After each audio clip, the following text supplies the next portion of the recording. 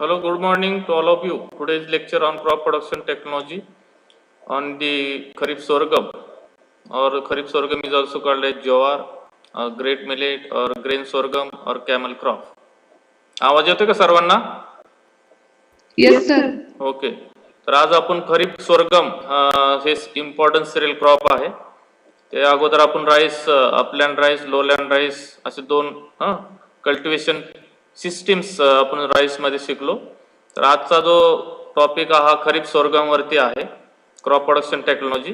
तर kharif sorghum is also called as jowar. तर आपण कॉमनली लोकल लँग्वेज मध्ये ज्वारी म्हणतो. ठीक आहे. तर ज्वारी किंवा ज्वार, ग्रेट मिलेट. ठीक आहे. ग्रेट मिलेट sorghumला म्हणलं जातं. Also called as grain sorghum. Grain sorghum म्हणजे it is used or mostly used for the as a grain purpose. That's why it is called as grain sorghum or camel crop. Why it is called as camel crop? Because sorghum can withstand under deficient moisture condition. म्हणजे कमी पाण्यामध्ये स्थिर होणारं किंवा adopt होणारं असं एकमेव serial crop आहे ज्या पिकाला कमी पाणी लागतं आणि हार्डली 1 ते 2 इरिगेशन्स तुम्हाला द्यावे लागतात असं एकमेव क्रॉप आहे आणि कमी पाण्यामध्ये स्थिर होणारं किंवा अडॉप्ट होणारं असं क्रॉप आहे. त्यामुळे त्याला कॅमल क्रॉप म्हणतात.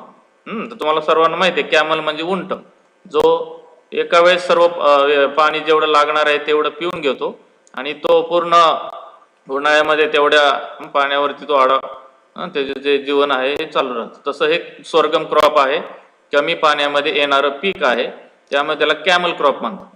समजलं का? हॅलो, आवाज येतोय का? Yes, sir. ओके. आता फर्स्ट आहे बॉटॅनिकल नेम. तर sorghum belongs to botanical name that is sorghum bicolor. तर सर्वांनी सर्व क्रॉपचे बॉटॅनिकल नेम लक्षात ठेवायचे. Then family belongs to Gramineae. Gramineae family मधलं हे क्रॉप आहे. और ग्रॅमिनी और पोएसी. पोएसी पण म्हणलं जातं किंवा ग्रॅमिनी, हे दोन पैकी एक लक्षात ठेवायचे. Then sorghum is originated from Ethiopia और द सेंट्रल आफ्रिका. ठीक आहे. ओरिजिन लक्षात ठेवा, family and the botanical name. Next point आहे area and distribution. The most important sorghum growing countries. ठीक आहे. आता इम्पॉर्टंट कंट्रीज कुठल्या आहेत? इंडिया, चायना, नायजर और the Nigeria, then Sudan and Argentina. ठीक आहे. Among the all countries India ranks first in terms of the area and production. तर एवढ्या कंट्रीमध्ये इंडिया हे 1 नंबर रँकला आहे इन टर्म्स ऑफ एरिया असेल किंवा इन टर्म्स ऑफ प्रोडक्शन मध्ये, हे तुम्ही लक्षात ठेवायचे. Then in India the major sorghum growing states. Important states आहे महाराष्ट्र, आंध्र प्रदेश, कर्नाटका, मध्य प्रदेश, गुजरात, तमिळनाडू, राजस्थान आणि Uttar Pradesh. Among state Maharashtra ranks first in terms of area and production of sorghum. आता हे तुम्हाला ऑब्जेक्टिव्ह मध्ये विचारलं जातं. Dash dash is the leading state of sorghum in terms of area and production. त्यावेळेस तुम्ही सर्वांनी लक्षात ठेवायचे Maharashtra being a first position in terms of area and production of sorghum. Okay. Next point आहे इकॉनॉमी इम्पॉर्टन्स और युजेस.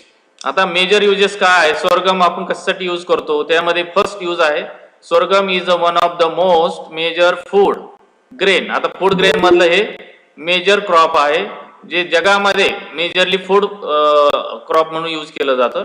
नेक्स्ट आहे sorghum being a major source of staple food for the humans. तर staple means daily diet मध्ये आपण sorghum पासून जे sorghum चे seed पासून फ्लोअर मेकिंग म्हणजे पीठ तयार करतो. पीठ तयार केल्यानंतर त्यापासून भाकरी, रोटी, पापड, ठीक आहे, असे वेगवेगळे प्रोडक्ट तयार करतो.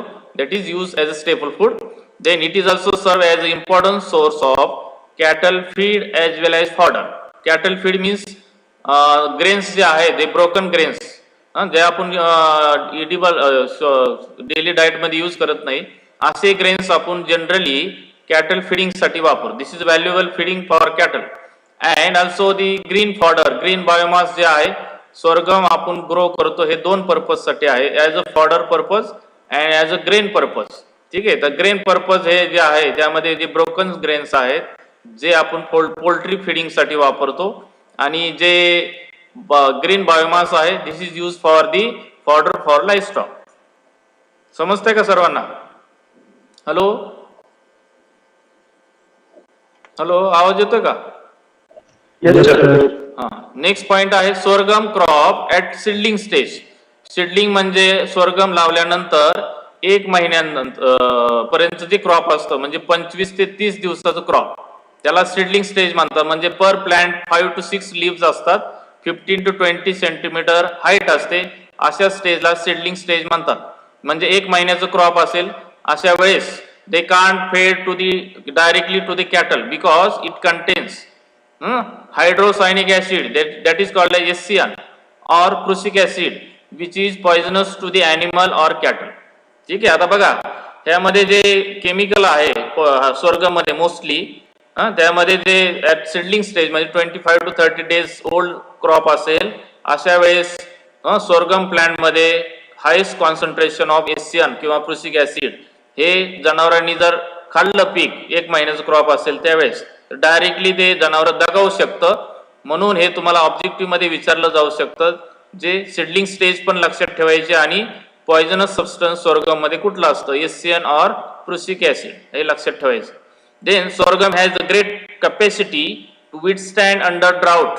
म्हणजे ड्राउट कंडिशनला, मी मागाशी सांगितलं तुम्हाला, कमी पाण्यामध्ये कमी मॉइश्चर कंडिशनला अडॉप्ट होणार एकमेव खरीप सीझन मधलं किंवा मेजर सिरियल क्रॉप आहे, जे त्याला आपण कॅमल क्रॉप मगाशी मी तुम्हाला एक्सप्लेन केलं. ठीक आहे. एंड ऑल्सो इट परफॉर्म्स वेल और better under the moisture trace और एक्सेसिव्ह मॉइश्चर कंडिशन. ठीक आहे. आता बघा, कमी पाणी असेल, मॉइश्चर कमी असेल जमिनीमध्ये, तरी पण ते स्थिर राहतं. आणि एक्सेसिव्ह मॉइश्चर म्हणजे फील्डमध्ये मॉइश्चर खूप आहे, पाणी स्टँड अप झालेलं आहे, अशा वेळेस पण क्रॉप हे स्टँडिंग पोझिशन म्हणजे व्यवस्थित अडॉप्ट होतं. That's why the sorghum is called as camel crop और ड्राउट रेजिस्टंट क्रॉप. तर रिझन तुम्हाला आता इथं आन्सर मिळालं. जे तुम्हाला विचारलं sorghum, why sorghum crop is called as camel crop, because it can withstand under excessive as well as less moisture condition. एवढंच आन्सर लिहायचं तुम्हाला. ठीक आहे. नेक्स्ट आहे sorghum grains is eaten by human being. ठीक आहे. आता आपण ग्रेन्सचे फ्लोअर मेकिंग करून त्याची भाकरी किंवा रोटी तयार करून खातो. Being eaten by human being in India either by flour making and the preparation of bhakri, papad और रोटी. ठीक आहे. भाकरी पण तयार करतो, पापड आणि रोटी असे वेगवेगळे प्रॉडक्ट आहेत जे आपण सोरगम ग्रेन्सचं फ्लोअर मेकिंग करून तयार करतो. नेक्स्ट आहे sorghum is grain also use as a feed for poultry and cattle. Cattle फिडिंगसाठी किंवा पोल्ट्री फिडिंगसाठी आपण सोरगम ग्रेन्सचा यूज करतो. Then sorghum grains contain about 10 to 12% protein. किती प्रोटीन असतं सोरगम ग्रेन मध्ये? 10 ते 12%. 3% फॅट अँड 70% कार्बोहायड्रेट. तर हे न्यूट्रिशनल डाटा तुम्हाला लक्षात ठेवायचे. ऑब्जेक्टिव्ह मध्ये हे विचारलं जातं सोरगम ग्रेन्स कंटेन -% प्रोटीन. त्यावेळेस तुम्हाला आन्सर लिहायचं 10 to 12%.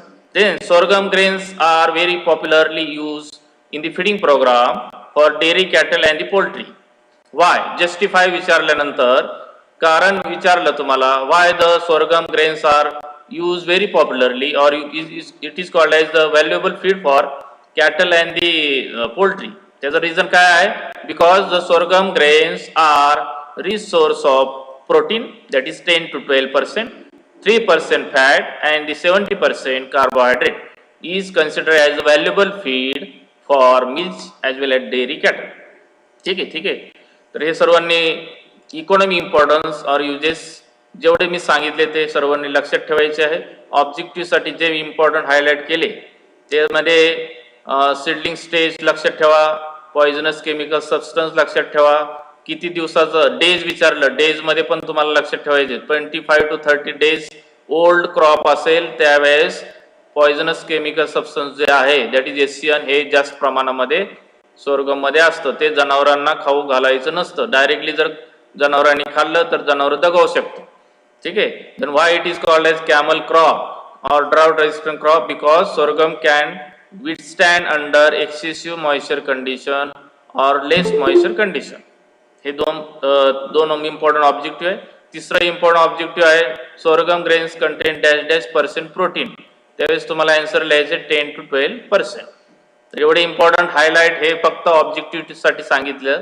बाकीचं theoretical मध्ये तुम्हाला सर्व पॉइंट्स हायलाइट करायचे. ज्यावेळेस तुम्हाला विचारलं economy importance uses of sorghum, त्यावेळेस सर्व पॉइंट्स हायलाइट करायचे. त्यामध्ये ग्रेन पर्पज युजेस असतील, फॉडर पर्पज युजेस असतील, स्टेपल फूड असेल, न्यूट्रिशनल डाटा असेल. ठीक आहे. नंतर नेक्स्ट पॉइंट आहे ecology or the soil and climate. आता जनरली सोरगम आपण कल्टिवेट करताना which type of soil is ideal for cultivation of the sorghum, specially kharif sorghum और रब्बी सोरगम और समर. 3 सीझन मध्ये आपण सोरगम घेतो. स्पेशली रब्बी सोरगम आपण ग्रेन पर्पज घेतो, खरीप सोरगम ग्रेन पर्पज घेतो आणि समर मध्ये जनरली सोरगम जे घेतो ते आपण ऍज अ फॉडर पर्पज घेतो. ठीक आहे. Accordingly which type of soils और soil conditions are ideal for cultivation of sorghum. तर त्यामध्ये फर्स्ट पॉइंट आहे that is sorghum is grown on the wide range of soils. Wide range means variety of soils और multiple type of soils. कुठल्याही soil मध्ये sorghum crop आपण लावू शकतो, cultivate करू शकतो. That's why it does not requires a specific type of soil. ठीक आहे. स्पेसिफिक सॉइल टाइप हा सोरगम साठी रिकमेंडेड नाही. तुम्ही कुठल्याही सॉइल टाइप मध्ये सोरगम क्रॉप लावू शकता. नंतर आहे soil should be sandy loam to clay loam. This is ideal soil type. Sandy loam means light texture soil, ज्याला रेड सॉइल म्हणतो आपण, आणि clay soil clay loam soil म्हणजे ब्लॅक सॉइल, जे काय हेवी सॉइल म्हणतो. अशा सॉइल्स सोरगम क्रॉप साठी आयडियल आहेत. Means for especially for to get the potential yield. म्हणजे तुम्हाला जास्तीत जास्त उत्पन्न घ्यायचं असेल तर तुम्ही रेड सॉइल असेल किंवा ब्लॅक सॉइल ह्या दोन्ही सॉइल मध्ये तुम्ही सोरगम क्रॉप ग्रो करू शकता.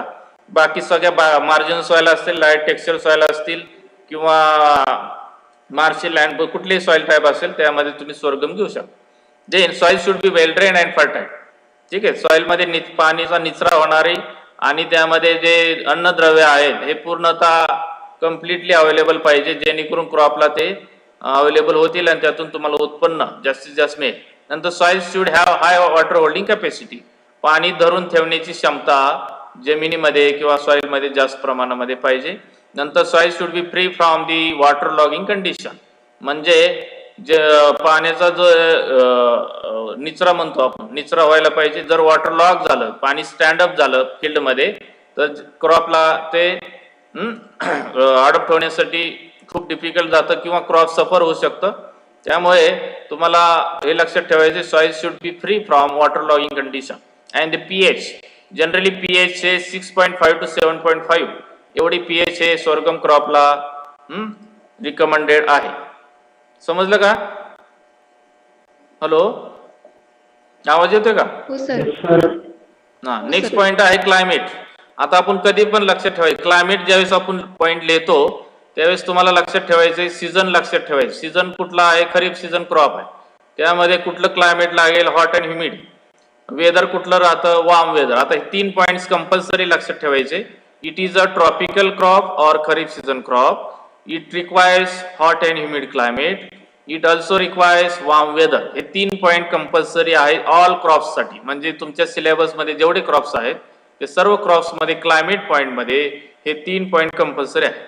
देन नेक्स्ट पॉइंट आहे लो टेम्परेचर. म्हणजे फ्लावरिंगच्या वेळेस जर सोरगम मध्ये स्पेशली लो टेम्परेचर असेल तर किंवा ग्रेन फिलिंगच्या वेळेस, तर त्याचा प्रॉब्लेम आहे that is tends to result the sterility in flower.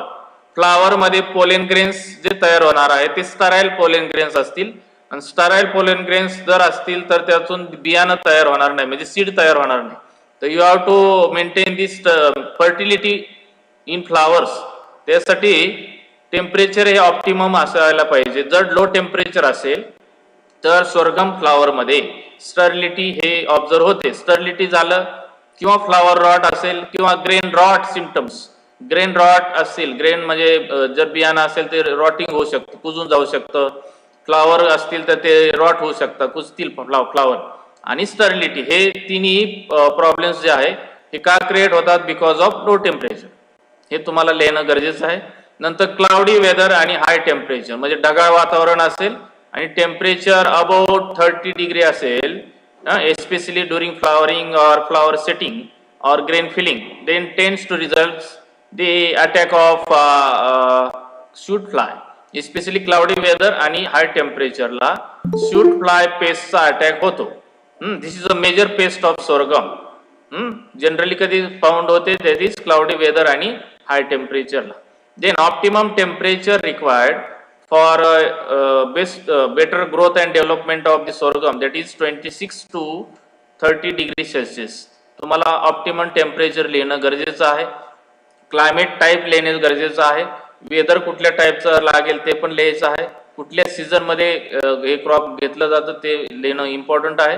आणि लो टेम्परेचर आणि हाय टेम्परेचरचा इफेक्ट सोरगमवरती काय होतो. ओके. नेक्स्ट पॉईंट आहे varieties and hybrids. Very interested. आता बघा आपण व्हरायटीज बघतो. व्हरायटीज आणि हायब्रिड्स मध्ये फरक आहे. व्हरायटीज हे आपण इथं ते बघा CSV असा कोड आहे. हायब्रिडला CSH आहे. CSV म्हणजे कोऑर्डिनेटर सोरगम व्हरायटी. व्ही तुम्हाला लक्षात ठेवायचे. कोऑर्डिनेटेड सोरगम व्हरायटी म्हणजे CSV-1 CSV-2. फक्त तुम्हाला लक्षात काय ठेवायचं आहे, व्हरायटीचं व्ही लक्षात ठेवायचंय.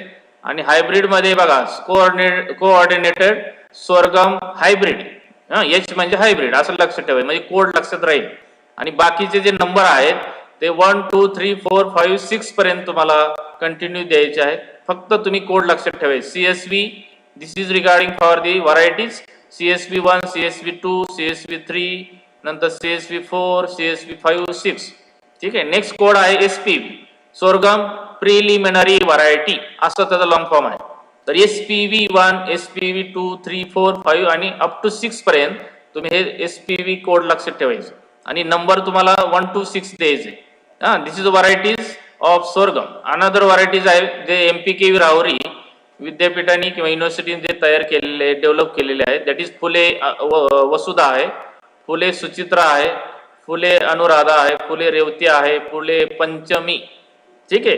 खूप सोप्या व्हरायटी आहेत जे फुले महात्मा फुले कृषी विद्यापीठ ने तयार केलेल्या जे व्हरायटी आहे ज्यामध्ये फुले वसुधा नंतर सुचित्रा अनुराधा रेवती आणि पंचमी हे पण तुम्हाला इझिली लक्षात राहण्यासारख्या व्हरायटी आहेत.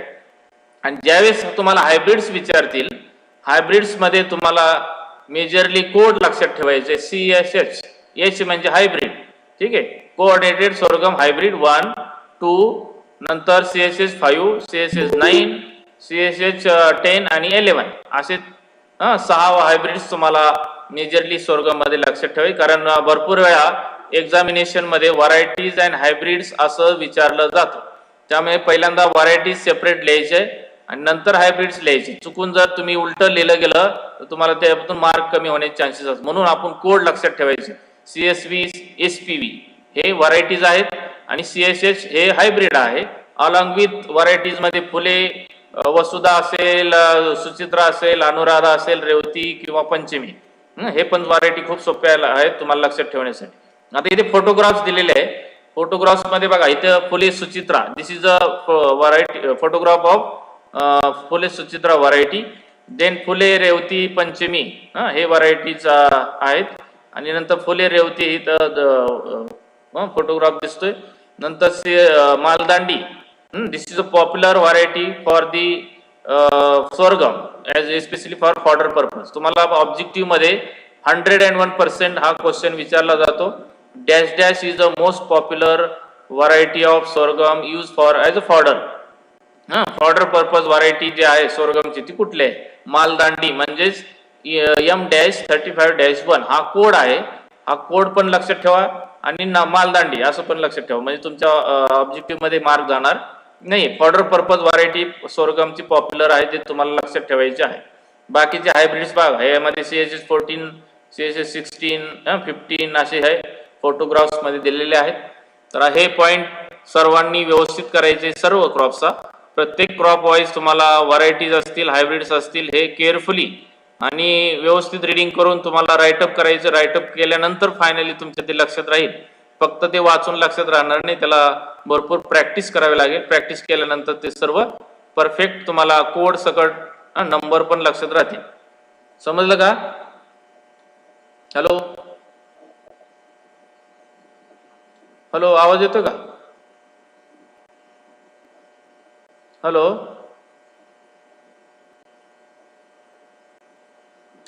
हॅलो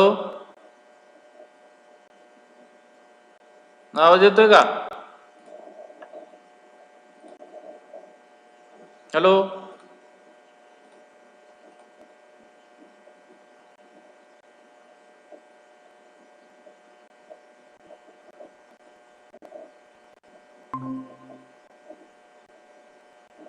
हॅलो, आवाज येतोय का? Yes sir. Okay. Next point आहे क्रॉपिंग सिस्टीम्स. आता बघा, क्रॉपिंग सिस्टीम मध्ये रोटेशन आणि इंटरक्रॉपिंग सिस्टीम आहे. रोटेशन सिस्टीम मध्ये आपण त्याला मराठीमध्ये पिकाची फेरपालट म्हणतो. म्हणजे सध्या प्रिव्हियस क्रॉप आपण जे पहिलं क्रॉप लावणार आहे खरीप सोरगम किंवा सोरगम आपण पहिलं क्रॉप कल्टिवेट केलं. दिस इज अ नॉन लेग्युम म्हणजे तृणधान्य आणि आपण जे म्हणतो कडधान्य. ठीक आहे. तर कडधान्यामध्ये मेजरली पल्सेसचा रोल काय आहे? That is to increase the atmospheric nitrogen fixation. म्हणजे रूट नोड्युलेशन होतं. रूट नोड्युलेशन म्हणजे मुळांना गाठी असतात, त्यामध्ये रायझोबियम बॅक्टेरिया असतात. रायझोबियम बॅक्टेरिया काय करतात? नायट्रोजन फिक्सिंग करतात. तसं सोरगम मध्ये रूट्सला रूट नोड्युलेशन होत नाही, म्हणजेच ते नॉन लेग्युम आहे. नॉन लेग्युम आणि लेग्युम असं तुम्हाला पिकाची फेरपालट करताना लक्षात ठेवायचे. पहिलं जर क्रॉप नॉन लेग्युम असेल म्हणजे सोरगम फॉलोड बाय चिकपी असं क्रॉप तुम्ही सिलेक्ट करायचे, किंवा टोबॅको लेस एक्झॉस्टिव्ह आणि मोर एक्झॉस्टिव्ह असं कॉम्बिनेशन तुम्हाला ठेवायचं आहे. म्हणजे सोरगम तुम्ही हार्वेस्ट केल्यानंतर म्हणजे सोरगम हे खरीप मध्ये लावणार आहात, त्यानंतर गहू लावायचं. गहू हा रब्बी मध्ये असतो. सीझन वाईज चेंज होतं रोटेशन सिस्टीम. त्यानंतर sorghum followed by safflower, sorghum followed by maize, sorghum followed by sunflower, then sorghum followed by chickpea and sorghum followed by tobacco.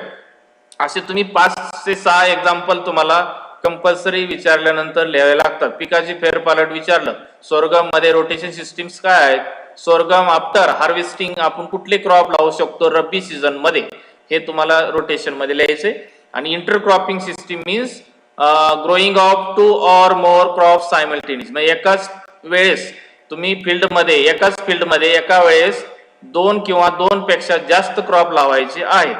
जे क्रॉप्स मध्ये सोरगम हे मेजर क्रॉप असेल त्याबरोबर leguminous crop लावायचे, म्हणजे कडधान्य पिकं लावायचे खरीप मध्ये येणार. म्हणजे एकाच सीझन मध्ये हे तुम्ही लावायचे. रोटेशन मध्ये सीझन चेंज होतो, खरीप रब्बी असं सीझन असतो. आणि इंटरक्रॉपिंग मध्ये खरीप मध्ये एकाच प्लॉट मध्ये एका वेळेस तुम्ही 2 किंवा 2 पेक्षा जास्त क्रॉप लावायचे. म्हणजे बघा, सोरगम प्लस पिजनपी. पिजनपी हे कडधान्यामध्ये म्हणजे लेग्युमिनस मध्ये आहे किंवा लेग्युम क्रॉप आहे, आणि सोरगम नॉन लेग्युम आहे. नंतर sorghum plus soybean, sorghum plus green gram, sorghum plus cowpea, हे सर्व काय आहेत? पिजनपी, सोयाबीन, ग्रीन ग्रॅम हे काय आहेत? पल्सेस किंवा लेग्युमिनस क्रॉप्स आहे. आता याचा फायदा काय आहे? लेग्युमिनस आणि नॉन लेग्युम मध्ये स्पेशली लेग्युमिनस क्रॉप्स हे नायट्रोजन फिक्सिंग करतात, आणि ते नायट्रोजन नॉन लेग्युम म्हणजे सोरगमला अवेलेबल होतो.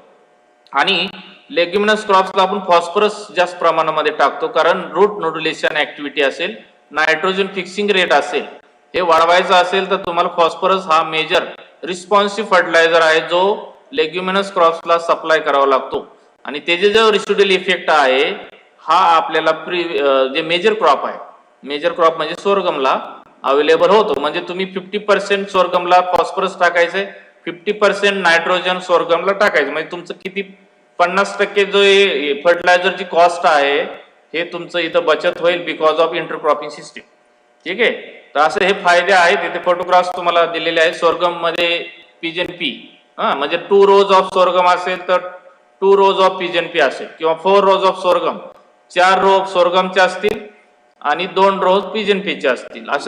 अशा प्रोपोर्शन मध्ये इंटरक्रॉपिंग सिस्टीमचं फॉलो केली जाते.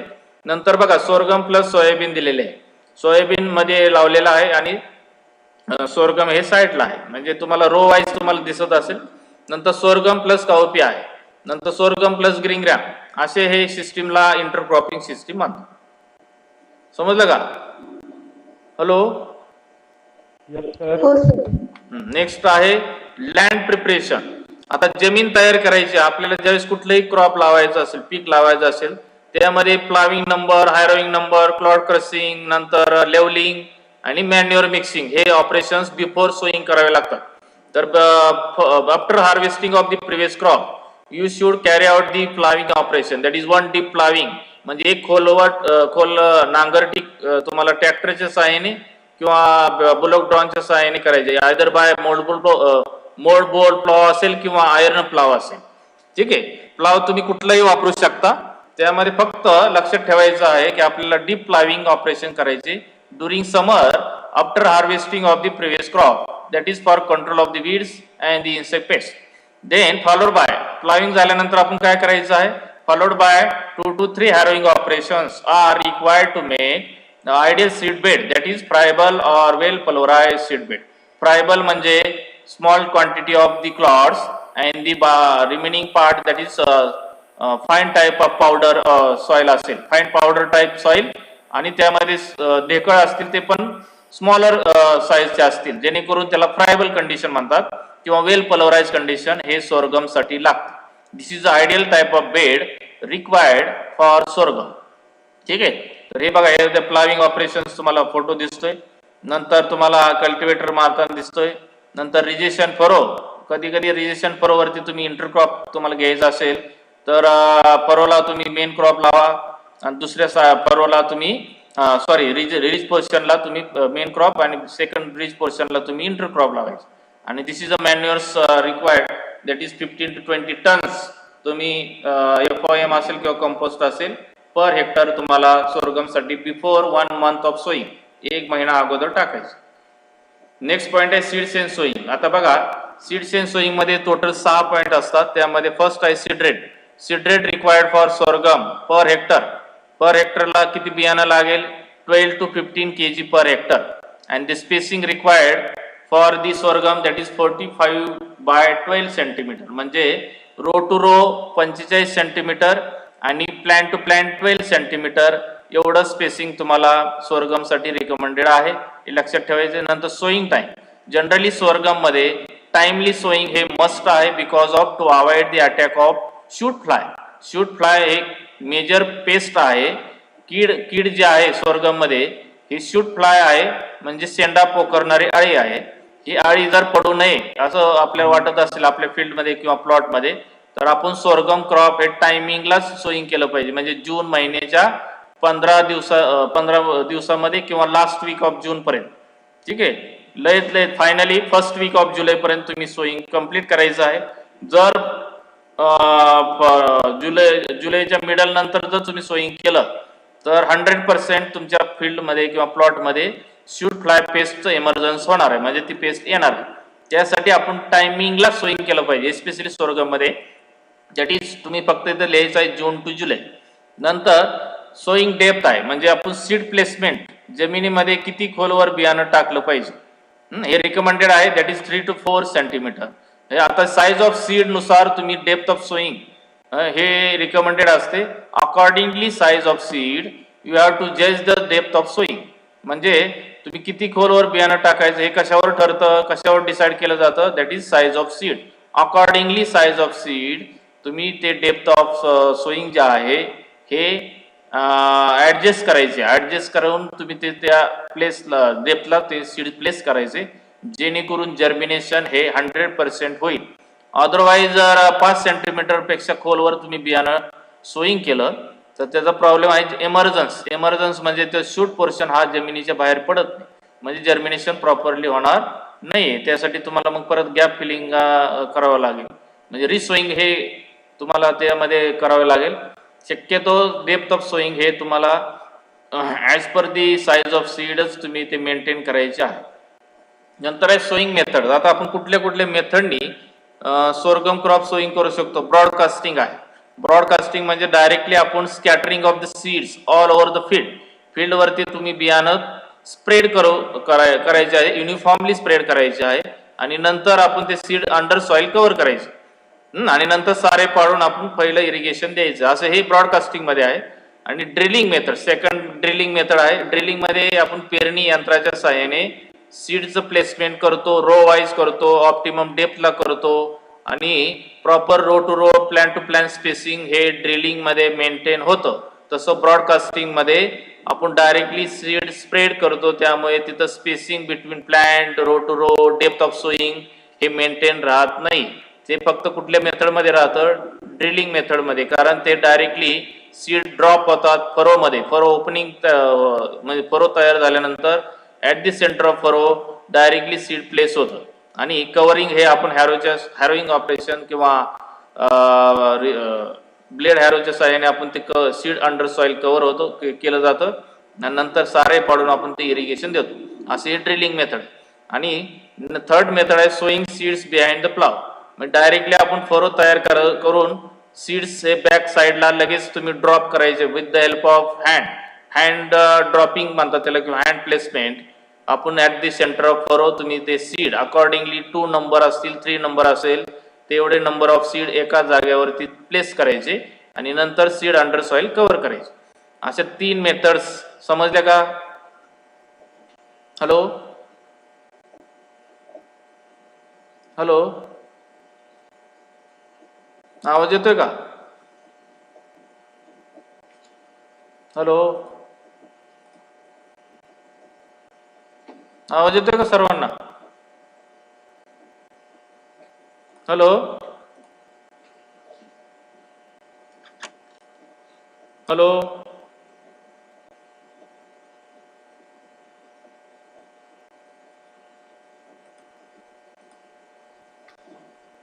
हॅलो, आवाज येतोय का? Yes, sir. हा, रेंज मध्ये प्रॉब्लेम होतोय. ठीक आहे, आता येतोय ना आवाज? हो सर, आता येतोय. हा येस सर. हा, आता आपलं बघा सोईंग मेथड्स चाललं होतं. सोईंग मेथड स्वर्गम मध्ये तुम्हाला broadcasting, drilling, sowing seeds behind the plough हे लक्षात ठेवायचे. नंतर सीड ट्रीटमेंट आहे. आता बीज प्रक्रिया आपण का केली पाहिजे? कुठल्याही पिकाला सोईंगच्या अगोदर बीज प्रक्रिया करणं मस्ट आहे, because of to avoid the soil borne diseases किंवा एअर बॉर्न असतील किंवा सीड बॉर्न डिसीज असतील, किंवा 100% जर्मिनेशन व्हायला पाहिजे, हेल्दी ग्रोथ व्हायला पाहिजे, हा युनिफॉर्म स्टँड पाहिजे. म्हणजे जेवढे सीड लावणार आहात तेवढे सीड जर्मिनेट झाले पाहिजे, हा, आणि युनिफॉर्म प्लॅन ग्रोथ पाहिजे. त्यासाठी आपण बीज प्रक्रिया करतो. जनरली आपण स्वर्गमला बिफोर सोईंग पहिली फंजिसाइडची ट्रीटमेंट द्यायची. त्यामध्ये thiram captain at the rate of 3 gram, म्हणजे एका किलोला 3 ग्रॅम आपण फंजिसाइड यूज करायचे, जेणेकरून to control the head smut. हा हेड स्मट म्हणजे काय आहे? जनरली जे पॅनिकल किंवा एअर हेड असेल त्यामध्ये जे सीड तयार होणार आहे, त्यामध्ये ते सीड तयार न होता त्यामध्ये डायरेक्टली एम्प्टी पॅनिकल असते, जेणेकरून त्यामध्ये आपल्याला बियाणं भरलं पाहिजे. त्यासाठी थायरम कॅप्टनची ट्रीटमेंट 3 ग्रॅम प्रति किलो बियाणाला आपण देणं गरजेचं आहे. नंतर आहे second treatment, sorghum seeds are treated with 300 mesh fine sulphur powder. आता सल्फर पावडर हे 300 मेस साईज ऑफ सिव आहे, जेणेकरून ते चाळून घ्यायचे 300 mm जसं आपण म्हणतो तसंच 300 मेस फाईन सल्फर पावडर.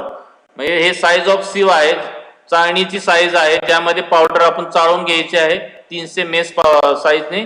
आणि ते एका प्रति किलो बियाणाला किंवा प्रति किलो बियाणं जे आपण यूज करणार आहे त्याला 4 ग्रॅम वापरायचे. 4 gram fine sulphur powder per KG of seed. This is for control of grain and loose smut. Grain म्हणजे काय? ज्यामध्ये चारकोल लाईक पावडर असते, ठीक आहे. आणि लूज मट म्हणजे ज्यामध्ये ग्रेनच तयार होत नाही, असं कणीस असेल, ज्वारीचं कणीस ज्यामध्ये बियाणं भरलेलंच नाही आणि ज्यामध्ये बियाणं भरलेलं आहे पण त्यामध्ये चारकोल लाईक पावडर असते, त्याला ग्रेन स्मट म्हणतात. आणि लूज मट म्हणजे ज्यामध्ये बियाणं भरत नाही. हे डिसीज कंट्रोल करण्यासाठी 4 gram fine sulphur powder per KG of सीडला तुम्ही कोट करायचे आहे बिफोर सोईंग. नंतर आहे seeds are also treated with brine solution. Brine solution म्हणजे काय? ज्यामध्ये 30% तुम्हाला सोल्युशन तयार करायचे. कशाचं? 300 ग्रॅम सोडियम क्लोराईड. मीठ 300 ग्रॅम मीठ घ्यायचे 1 लिटर पाण्यामध्ये, ठीक आहे. 1 लिटर वॉटर आणि 300 ग्रॅम सोडियम क्लोराईड हे घेतल्यानंतर 30% सोल्युशन तयार होईल. ब्राइन सोल्युशन त्याला म्हणतात. आणि त्यामध्ये तुम्ही जे सिट्रेट घेतलंय 12 किलो 15 किलो ते बियाणं पूर्णपणे टाकायचे सोल्युशन मध्ये. आणि जे फ्लोटिंग सीड असतील, फ्लोटिंग सीड्स तुम्ही रिमूव्ह करायचे, म्हणजे ते सोईंगसाठी यूज करायचे नाहीत, कारण ते आर्गॉट इन्फेक्टेड असतील किंवा disease any other disease loose smut किंवा ग्रेन स्मट असे असतील ते सीड तुम्ही रिमूव्ह करायचे आहेत आणि जे बॉटमला सेटल होणारे आहेत जे सीड्स तुम्ही परत क्लीन वॉटरने वॉश करून सोईंग साठी यूज करायचे. असे हे ब्राइन सोल्युशन ट्रीटमेंट आहे. समजलं का? Hello. Yes, sir. Yes, sir. Next treatment आहे seeds are also treated with 50% carbofuran. ठीक आहे. At the rate of 100 gram per KG म्हणजे 1 किलो बियाणाला कार्बोफ्युरॉन तुम्हाला 50% 100 ग्रॅम प्रति किलो बियाणाला यूज करायचे. This is use for the control of shoot fly. हे pest control साठी आहे. शूट फ्लाय हे तुम्ही सर्वांनी लक्षात ठेवा मेजर पेस्ट सोरगमची आहे आणि डिसीज हा आर्गॉट आहे. आर्गॉट डिसीज म्हणजे जे कणीस असतं ज्वारीचं कणीस त्या जे बियाणं तयार झालेलं असतं त्यातून हनीड्यू लाईक म्हणजे मधासारखं सबस्टन्स बाहेर पडतो आणि त्यावरती फंगस ग्रो होते. ब्लॅक कलरची फंगस असते. This is called as the आर्गॉट. आर्गॉट म्हणजे कणसाच्या बाहेर दाण्यामधून जे हनीड्यू लाईक सबस्टन्स असतो चिकट पदार्थ असतो तो बाहेर पडतो आणि त्यावरती फंगस ग्रो होते. त्या डिसीजला आर्गॉट डिसीज म्हणतात. आणि शूट फ्लाय हे कीड आहे आणि आर्गॉट हा डिसीज आहे. ठीक आहे, रोग आहे. त्यामुळे तुम्ही हे डिफरन्स लक्षात ठेवा. कार्बोफ्युरॉन हे फक्त शूट फ्लाय कंट्रोल साठी आहे, डिसीज साठी नाही. ते तुम्ही 100 ग्रॅम पर किलो बियाणाला यूज करायचं आहे. नंतर बायो फर्टिलायझर ट्रीटमेंट द्यायचे. Bio fertilizer generally non legume म्हणजे सिरियल क्रॉप मध्ये ॲझोटोबॅक्टर असेल, ॲझोस्पायरिलम असेल हे तुम्ही प्रति किलो बियाणाला 25 ग्रॅम हे यूज करायचे जेणेकरून this is use for atmospheric nitrogen fixation by non symbiotically also improve the germination of the seed. Germination वाढण्यासाठी किंवा नॉन सिम्बायोटिकली नायट्रोजन जमिनीमध्ये फिक्स झाला पाहिजे त्यासाठी आपण हे बायो फर्टिलायझर ट्रीटमेंट द्यायचे. समजलं का तुम्हाला seeds and sowing? Hello. Sir हा बोला. हो सर, समजलं. सीड ट्रीटमेंट मध्ये सगळी पण ट्रीटमेंट करायची की एवढी सीडला? हो, अगोदर तुम्ही पहिलं लक्षात ठेवायचं फंजिसाइडची ट्रीटमेंट द्यायची आहे. दिल्यानंतर तुम्ही ही द्यायची कुठली आपली फाईन मेस सल्फर पावडरची. जर तुम्हाला पहिली ब्राइन सोल्युशनची दिल्यानंतर फंजिसाइड नंतर फाईन सल्फर पावडर नंतर फायनली ॲझोटोबॅक्टर. जर तुम्ही अगोदर फंजिसाइड दिली आणि नंतर जर ब्राइन सोल्युशन दिली तर ते वॉश आउट होणार आहे. त्यासाठी जनरली तुम्ही पहिलं जेवढे ट्रीटमेंट मी सांगितल्या त्यामध्ये 30% ब्राइन सोल्युशन पहिली प्रेफर करायची. म्हणजे पहिल्यांदा तुम्ही सोक करायचे सीड डायरेक्टली डिप करायची 30% ब्राइन सोल्युशन मध्ये. सेकंड ट्रीटमेंट फंजिसाइडची द्यायची आहे थायरम कॅप्टनची. थर्ड ट्रीटमेंट तुम्ही फाईन सल्फर पावडरची द्यायची आहे.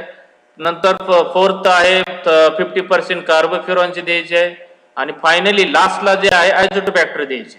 उलट करायचं नाही. जर तुम्ही पहिलं ॲझोटोबॅक्टर दिली आणि नंतर फंजिसाइड केलं तर त्यामध्ये तुमचं जे एम आहे मेन ऑब्जेक्टिव्ह आहे तुम्ही सक्सेस तुम्हाला होणार नाही. त्यामध्ये सर्व जे लिव्हिंग ऑर्गॅनिझम आहे डेड होऊ शकतात. आणि तुम्हाला ब्राइन सोल्युशन द्यायचे असेल तर पहिली द्यायला पाहिजे. हे रिकमेंडेड मी सांगितलं तुम्हाला सोरगम मध्ये हे ट्रीटमेंट रिकमेंडेड आहे.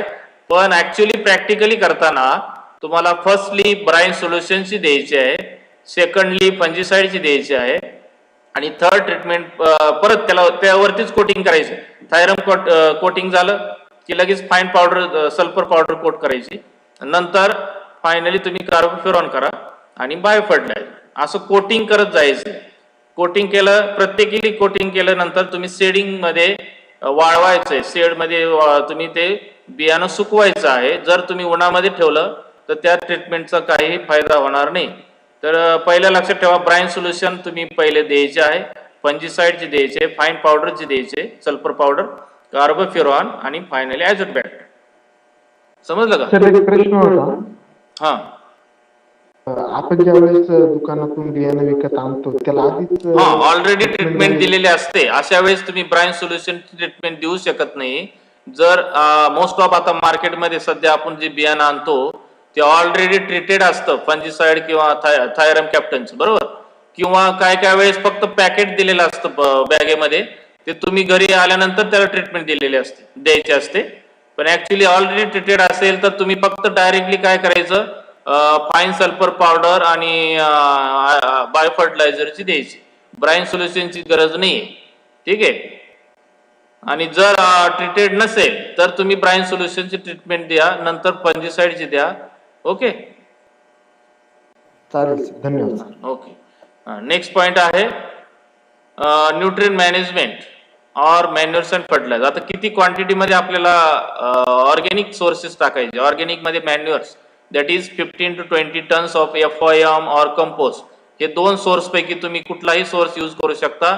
But this is application is very important. That is 1 month before. 1 month before sowing म्हणजे सोईंगच्या 1 महिना अगोदर किंवा 15 days बिफोर और 15 to 20 days before sowing.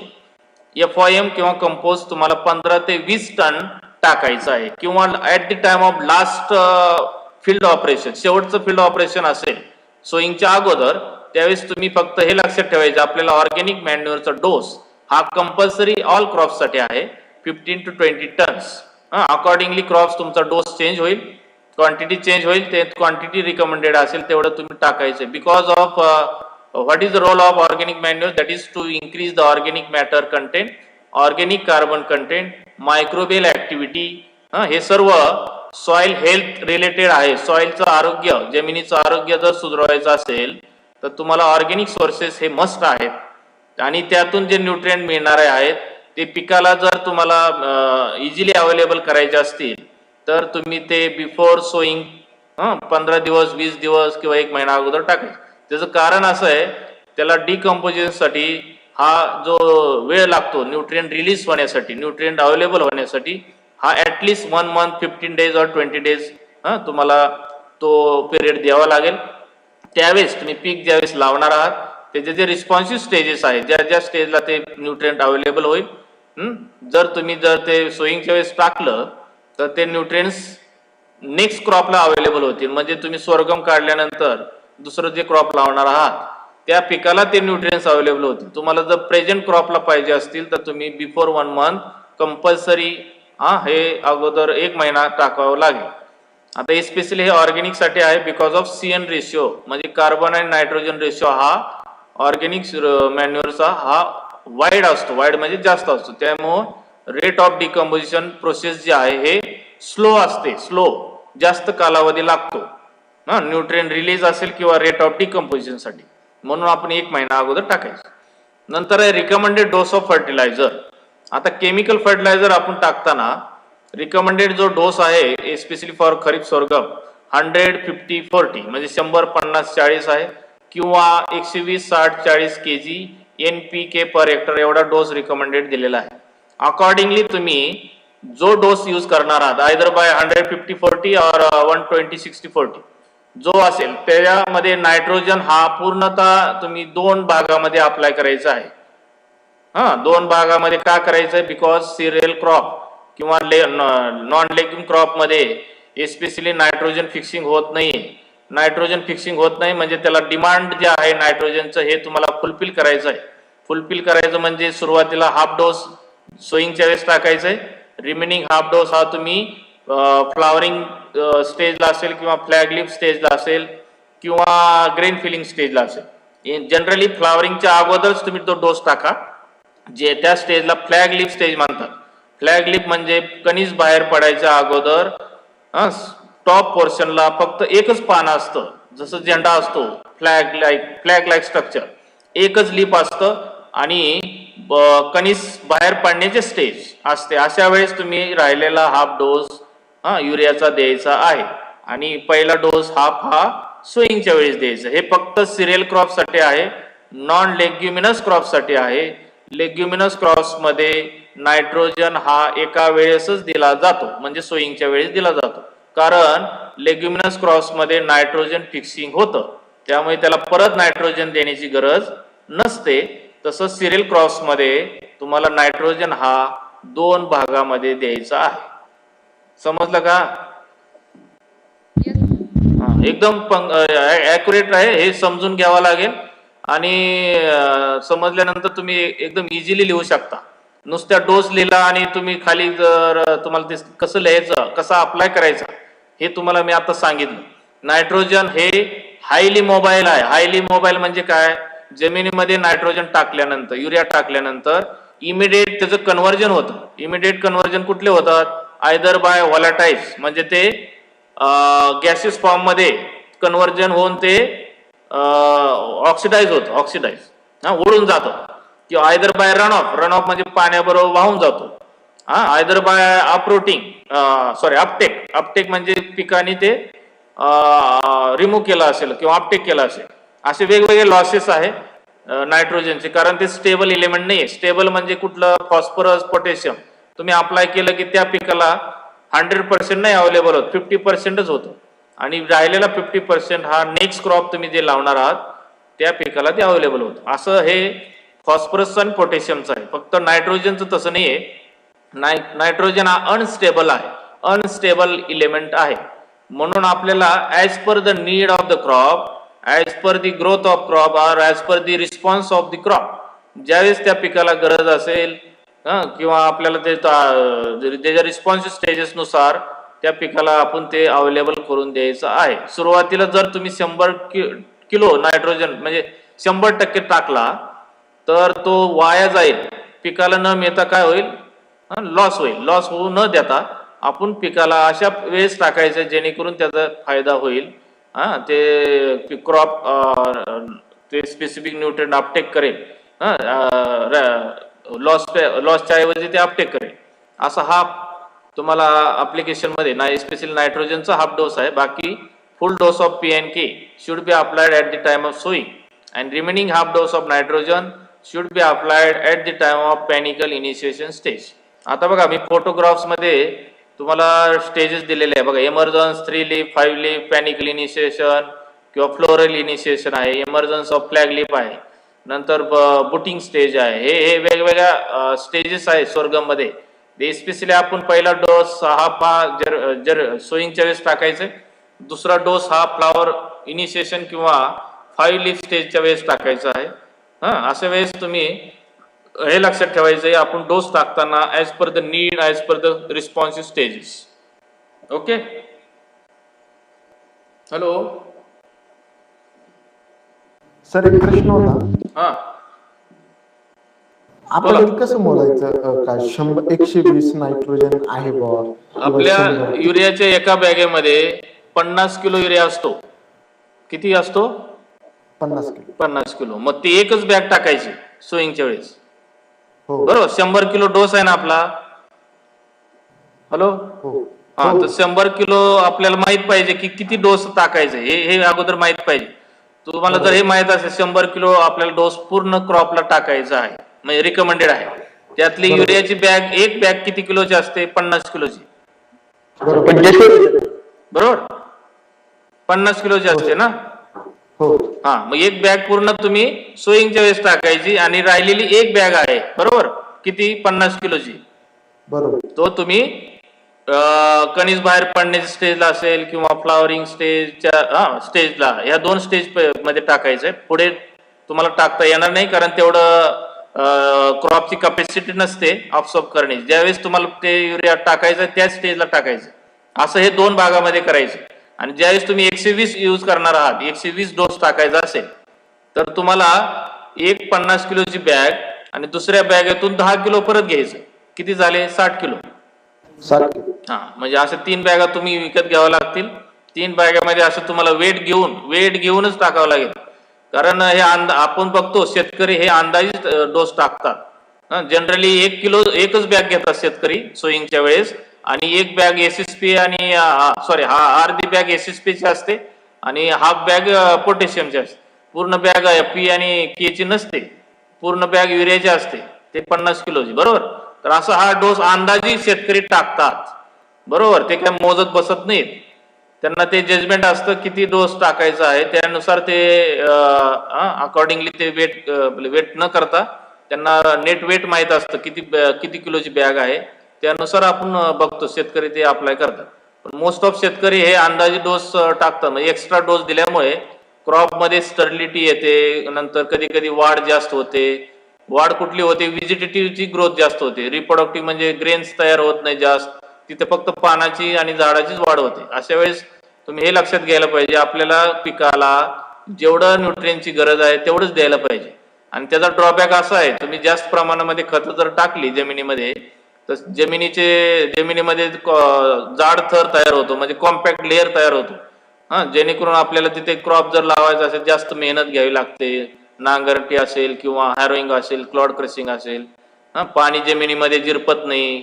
Salty soil होतात, सलाईन म्हणतो आपण त्याला, सलाईन सॉइल क्रिएट होतात, ऍसिडिक सॉइल होतात. हे प्रॉब्लेम जास्त प्रमाणामध्ये पंजाब आणि हरियाणामध्ये जास्त प्रमाणामध्ये शेतकरी एका बॅगेच्या ऐवजी 2 ते 4 बॅगा टाकतात, एवढा रेशो आहे. महाराष्ट्रामध्ये जर शेतकरी 1 बॅग टाकत असेल तर पंजाबमध्ये तेच फर्टिलायझर 1च्या ऐवजी 4 बॅगा टाकतात. म्हणजे एवढा डिफरन्स पंजाबमध्ये आहे. आणि मेजरली पंजाबमध्ये आता जे प्रॉब्लेम्स फेस होतात जे म्हणजे हेल्थ ऑफ सॉइल, जमिनीचं आरोग्य हे पंजाबमध्ये पूर्णतः डिस्टर्ब झालेलं आहे.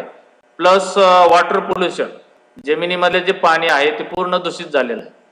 त्यामुळे रोगराईचं प्रमाण, नंतर त्याचा रिसिड्युअल इफेक्ट आपल्या हेल्थवरती जास्त प्रमाणामध्ये होतो.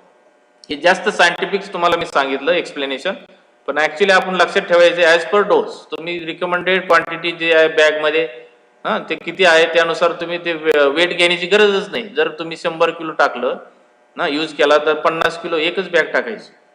समजलं का? हो सर, धन्यवाद. एकदम सायंटिफिक आहे.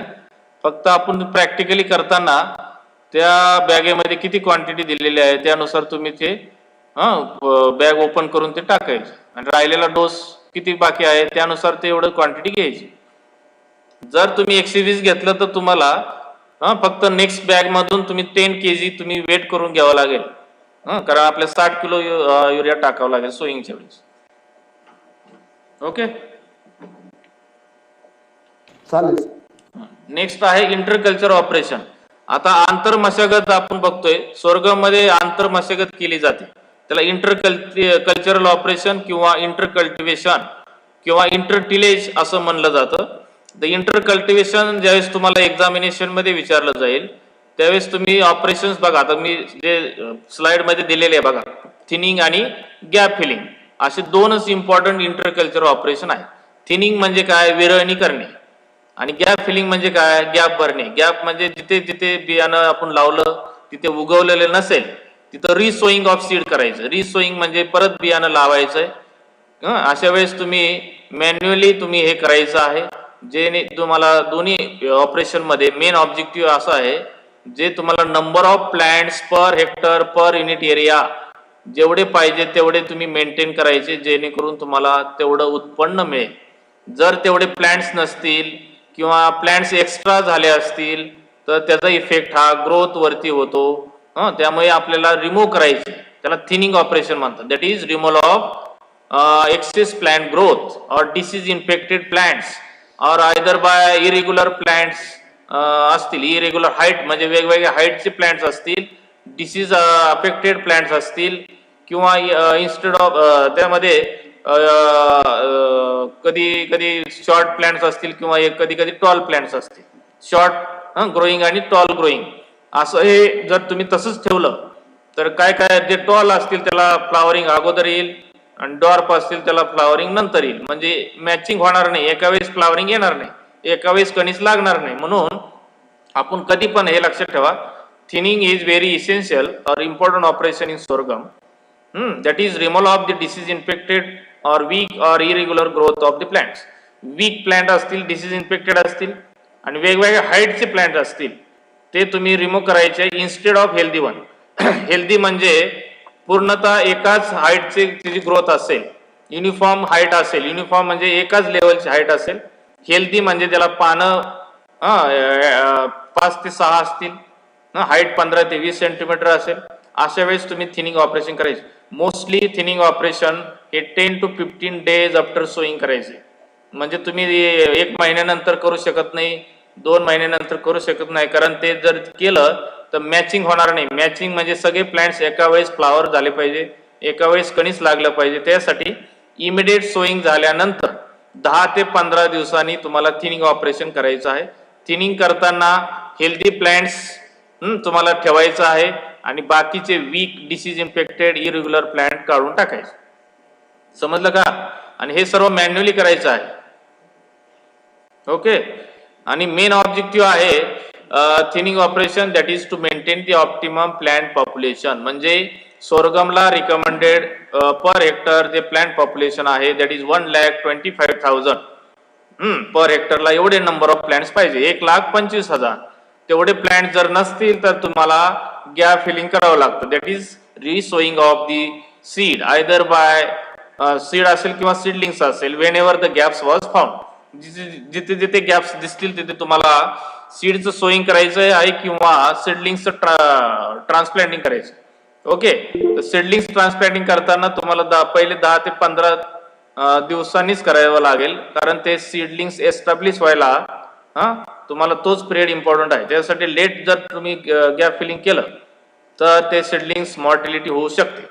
नंतर gap filling is also important interculture operations followed in sorghum and this operation should be carried out 10 to 15 days after sowing.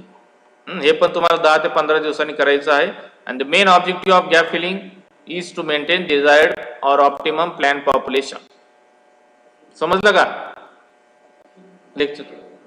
Hello, समजलं का? Yes sir. हा, ओके. नेक्स्ट पॉइंट आहे वॉटर मॅनेजमेंट और water requirement और irrigation requirement. आता बघा, आपल्याला ज्यावेळेस पाणी द्यायचं असेल, कुठल्याही पिकाला इरिगेशन सप्लाय करायचं असेल, त्यावेळेस क्रिटिकल ग्रोथ स्टेजेस असतात. अकॉर्डिंगली स्टेजेस तुम्ही इरिगेशन सप्लाय केलं पाहिजे.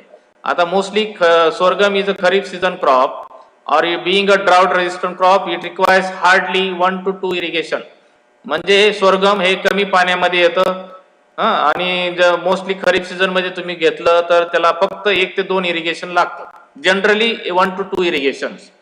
But if rains are delayed or not received properly, जर पाऊस उशिरा पडला आणि जर व्यवस्थित पडला नाही किंवा लॉंग ड्राय स्पेल असतील, कंटिन्यू पाऊस गायब झाला असेल, पाऊस पडला नाही, तर मॉइश्चर डिफिशिट कंडिशन फील्ड मध्ये तयार होते. अशा वेळेस you should apply the irrigations at critical growth stages. त्यामध्ये पहिली बघा दिलेली आहे, this is a seedling stage. Photograph बघा. सीडलिंग स्टेज म्हणजे ज्या प्लांटला 5 ते 6 लीफ असतील, 15 to 20 सेंटीमीटर हाईट असेल, अशा स्टेजला सीडलिंग स्टेज म्हणतात. ह्यावेळेस तुम्ही पाणी द्यायचं आहे. सेकंड इरिगेशन कधी द्यायचंय? Flag leaf. बघा फोटोग्राफ मध्ये फ्लॅग म्हणजे बघा हे फुगीर भाग दिसतोय, यामधून कणीस बाहेर पडणार आहे.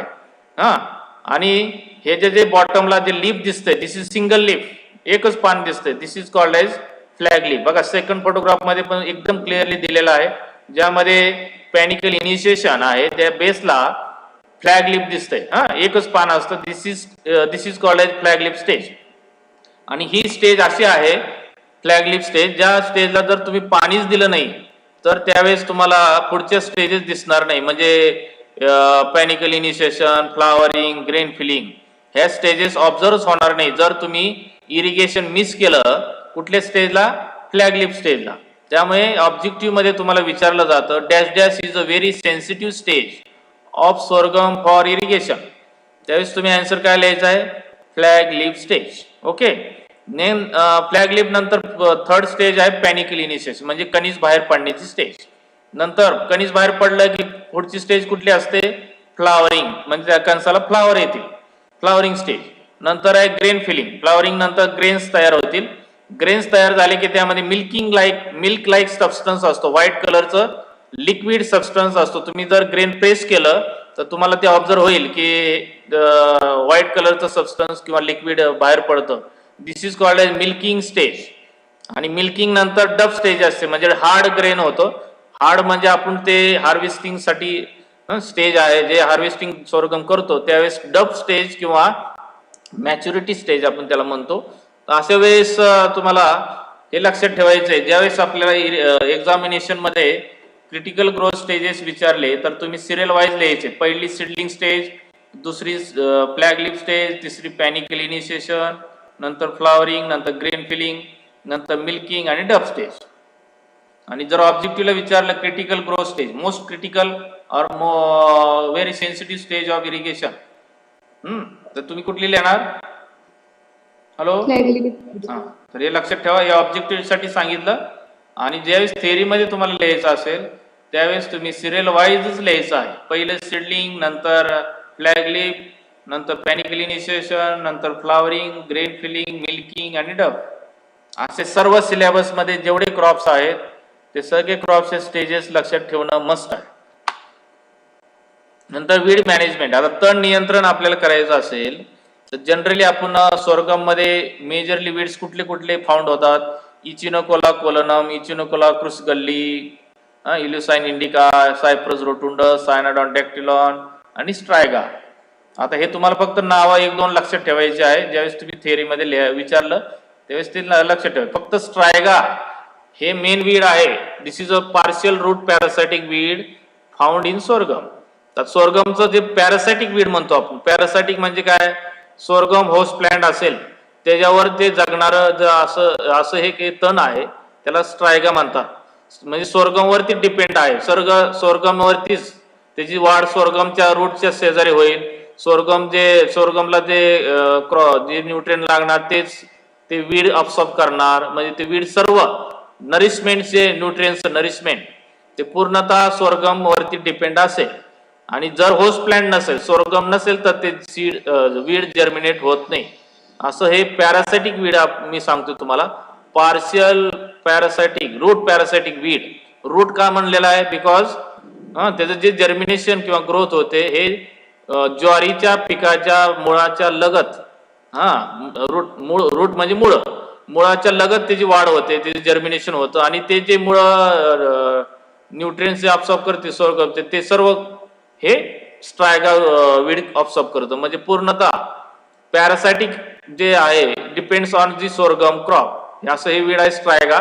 तर तुम्हाला ऑब्जेक्टिव्ह मध्ये काय येतं? Dash dash is a partial root parasitic weed found in sorghum. त्यावेळेस तुम्हाला आन्सर काय लिहायचंय? Hello, striga. आणि striga is a dash dash weed found in sorghum असं विचारलं काय लिहायचं? Partial root parasitic weed. तर हे बघा असे क्वेश्चन्स तुम्हाला विचारले जातील ऑब्जेक्टिव्ह मध्ये, एक्झामिनेशन मध्ये. हे व्हेरी व्हेरी इम्पॉर्टंट आहे, सर्वांनी लक्षात ठेवायचे. स्ट्रायगा विचारलं, वीड विचारलं तरी आलं पाहिजे. That is striga. आणि striga is a dash dash weed. तर तुम्हाला पार्शियल रूट पॅरासिटिक असं आठवलं पाहिजे. कुठल्या क्रॉप मध्ये? सोरगम मध्ये. क्रॉप पण विचारू शकतात, वीड पण विचारू शकतात. वीड विचारलं तर तुम्हाला कुठल्या टाईपचं पॅरासिटिक वीड आहे ते पण आलं पाहिजे. पार्शियल रूट पॅरासिटिक असं आलं पाहिजे. आता फोटोमध्ये तुम्हाला दिसतंय बघा पिंक कलरचे फ्लावर आहे. This is a striga. Striga weed बघा जर्मिनेशन कुठे झाले? At the side of the sorghum or near to the root of the sorghum. सोरगमच्या रूट लगत जिथून सोरगम जर्मिनेट झाले किंवा क्रॉप स्टँड झालेला आहे तिथे त्या बॉटम मधून किंवा रूट मधूनच ते जर्मिनेशन झाले स्ट्रायगाचं. ठीक आहे. This is a partial root parasitic weed. नंतर आता हे वीड कसं कंट्रोल करायचं? Striga weeds can be control by means of the rotation, crop rotation. मी मगाशी सांगितलं तुम्हाला जर स्ट्रायगा वीड जर्मिनेट किंवा जमिनीमध्ये येऊ द्यायचं नसेल तर होस्ट प्लांट कुठला आहे? मेजर होस्ट हा सोरगम आहे. सोरगम जर फील्डमध्ये नसेल तर ते वीड जर्मिनेट होणार नाही. जर होस्ट प्लांट असेल तरच ते वीड जर्मिनेट होतं. त्यामुळे आपल्याला इन्स्टेड ऑफ सोरगम तुम्ही दुसरं क्रॉप लावू शकता. नंतर किंवा सोयाबीन, ग्राउंडनट, म्हणजे पल्सेस क्रॉप लावायची instead of sorghum, instead of cereal crops. Cereal crops कुठलंही लावलं तरी ते वीड येणार. कारण एकाच फॅमिलीमध्ये जर ते क्रॉप असेल, ग्रॅमिनी फॅमिली मधलं कुठलंही क्रॉप तुम्ही लावलं तर स्ट्रायगा 100% जर्मिनेट होणार. त्यासाठी आपण ग्रॅमिनी फॅमिली मधलं न लावता लेग्युमिनेसी म्हणजे soybean, green gram, black gram, cowpea असे क्रॉप्स तुम्ही लावायचे. त्याला रोटेशन सिस्टीम म्हणतात. तर एकमेव पर्याय आहे तुम्हाला पॅरासिटिक वीड कंट्रोल करायचे असतील तर क्रॉप रोटेशन म्हणजे पिकाची फेरपालट करणं हाच एकमेव ऑप्शन आहे. त्याचबरोबर तुम्ही अदर कंट्रोल मेजर मध्ये स्ट्रायगॉल असं एक केमिकल आहे, स्ट्रायगॉल किंवा इथिलीनचा स्प्रे घ्यायचा. ज्यावेळेस तुम्हाला वीड दिसेल त्यावेळेस तुम्ही स्ट्रायगॉल स्प्रे करा किंवा इथिलीन स्प्रे करा. तर ते 100% कव्हर होणार नाही, कंट्रोल होणार नाही. बट त्याला एकच ऑप्शन आहे that is crop rotation system. नंतर अदर वीड्स जे आहे, अदर म्हणजे त्यामध्ये हरियाली, लवाळा, पार्थिनियम असे वीड्स दिसतील. अशा वेळेस तुम्ही काय करायचं? That requires hoeing operation. Hoeing म्हणजे रो मध्ये तुम्ही होच्या सहाय्याने सॉइल लूज करून ते वीड्स रिमूव्ह करायचे आहे. आणि 2 to 3 हँड विडिंग म्हणजे खुरपीच्या सहाय्याने प्लॅन टू प्लॅन मधले जे वीड असतील दोन्ही झाडाच्या मध्ये जे गवत असेल ते रिमूव्ह करायचं आहे. आणि होच्या सहाय्याने आपण रो मधलं वीड काढू शकतो, खुरपीच्या सहाय्याने आपण दोन्ही झाडामधलं वीड काढू शकतो. असं वेगवेगळे ऑपरेशन आहे. होईंग आणि 2 to 3 hand weeding operations are required to control weed. आणि नेक्स्ट मेथड आहे control measure, that is the herbicide. Herbicide म्हणजे तणनाशक तुम्ही फवारायचं आहे. That is if the hand weeding is not possible. म्हणजे जर पाऊस पडत असेल कंटिन्यू आणि तुम्हाला जर हँड विडिंग पॉसिबल नसेल तर you have to spray the or use of the herbicide. Herbicide म्हणजे कुठली? सोरगम मध्ये अॅट्राझाईन. अॅट्राझाईन नावाचे हर्बिसाइड आहे. This is a selective herbicide for sorghum at the rate of 1 kg active ingredient per hectare. समजलं का? Hello. Yes sir.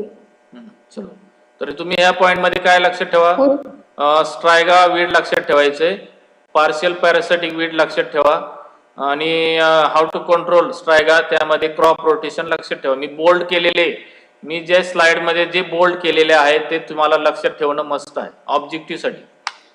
Next आहे plant protection or the paste and disease. आता कीड आणि रोग आपल्याला बघायचे. पहिल्यांदा पेस्ट काय काय आहे, कीड काय काय पडतात ज्वारी पिकावर. तर त्यामध्ये मेजर पेस्ट शूट फ्लाय आहे. शूट फ्लाय तुम्हाला इथं फोटोग्राफ मध्ये दिसतंय बघा. 1 नंबरचं जे फोटोग्राफ आहे येलो कलरची लार्वा दिसते. दिस इज अ मेजर पेस्ट. आता हे पेस्ट काय करते? ग्रोईंग ऑफ जे ग्रोईंग पॉइंट आहे सोरगमचा जो ग्रोईंग पॉइंट म्हणतो आपण, पूर्ण स्टेम मधून आतमधून जे पूर्ण इनर्ट मॅटर खाऊन टाकते. आतला जो भाग आहे जो झाड तयार झालेला आहे बॉटम पासून ते टॉप पोर्शन पर्यंत पूर्ण आतमधला जो पार्ट स्टेम मधला जो पार्ट आहे तो पूर्ण खाऊन टाकते. आणि हे जे त्याचे जे हे काय अडल्ट मध्ये हे बघा माशी दिसते तुम्हाला. हे शूट फ्लायची माशी आहे. सुरुवातीला आळे असते, एग असतं, एग नंतर आळी तयार होते, आळी नंतर प्युपा होतो, प्युपा नंतर अडल्ट. आता हे मेटामॉर्फोसिस तुम्हाला एंटोमॉलॉजी मध्ये शिकायला मिळेल. ऍक्च्युली पहिल्यांदा ते आळी जे आहे हे पूर्ण this is a damaging stage of आहे. म्हणजे शूट फ्लायची डॅमेजिंग स्टेज कुठली? तर लार्वा आहे. लार्वा. आज ही जी माशी दिसते हे माशी नाही स्टेम बोअर करत, म्हणजे जे फांदी आहे ते पोखरत नाही माशी. तर लार्वी जे आळे असते, आळी पूर्णपणे फांदी पोखरून म्हणजे झाड पोखरून आतला जो पूर्ण भाग आहे हा खाऊन टाकते आणि असा शेंडा जो आहे पूर्ण ड्राय होऊन जातो. दिसतंय बघा, डेड हर्ट्स म्हणतात त्याला. पूर्णपणे ग्रोईंग पॉइंट हा डेड होतो किंवा मॉर्टिलिटी होतो. आणि यामध्ये बघा दिसतंय आतला पूर्ण इनर मॅटर खाल्लेला आहे. असे हे पेस्ट आहे शूट फ्लाय. नंतर आहे स्टेम बोरर. हे 2 नंबर दिसते बघा, हे स्टेम बोरर आहे. नंतर पिंक बोरर आहे. हे पिंक कलरचं दिसतंय तुम्हाला. लिप रोलर आहे. This is a white colour. नंतर हे हेरी कॅटरपिलर आहे, हेरी कॅटरपिलर. तर असे हे वेगवेगळ्या पेस्ट आहेत सोरगम मध्ये. तुम्हाला एनलिस्टिंग आल्यानंतर तुम्ही हे जेवढ्या तुम्हाला आठवतील तेवढे तुम्ही एनलिस्ट करायचे आणि ऑब्जेक्टिव्हला विचारल्यानंतर शूट फ्लाय तुम्हाला लिहायचे. आता how to control shoot fly मी मगाशी तुम्हाला सांगितलं.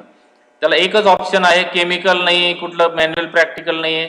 त्यामध्ये फक्त टाइमली सोईंग करायचं जेणेकरून तुमच्या फील्डमध्ये शूट फ्लाय पेस्टचं एकही प्लांट्स ऑब्झर्व होणार नाही. जर तुम्ही लेट सोईंग केलं, डिले सोईंग केलं तर तुमच्या फील्डमध्ये 100% शूट फ्लायचं पॉप्युलेशन असणार, म्हणजे पूर्णतः फील्ड इन्फेस्टेड असेल जर तुम्ही डिले सोईंग केलं.